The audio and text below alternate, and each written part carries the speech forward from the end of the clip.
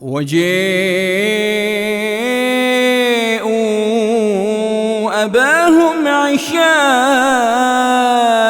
يبكون قالوا يا أبانا إنا ذهبنا نستبق وتركنا يوسف عند متاعنا فأكله الذئب وما أنت بمؤمن لنا ولو كنا صادقين وجاءوا على قميصه بدم كذب قال بل سولت لكم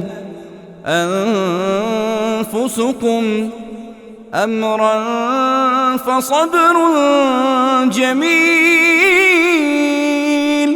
والله المستعان على ما تصفون.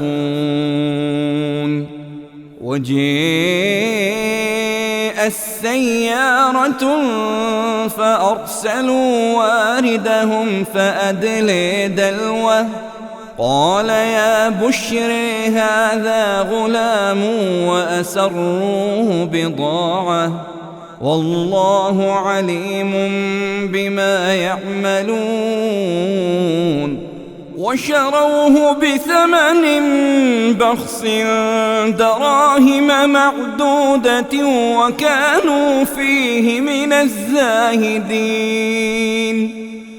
وقال الذي اشتريه من مصر لامرأته أكرمي مثويه عسى أن ينفعنا أو نتخذه ولدا وكذلك مكنا ليوسف في الأرض ولنعلمه من تأويل الأحاديث والله غالب على أمره ولكن أكثر الناس لا يعلمون. ولما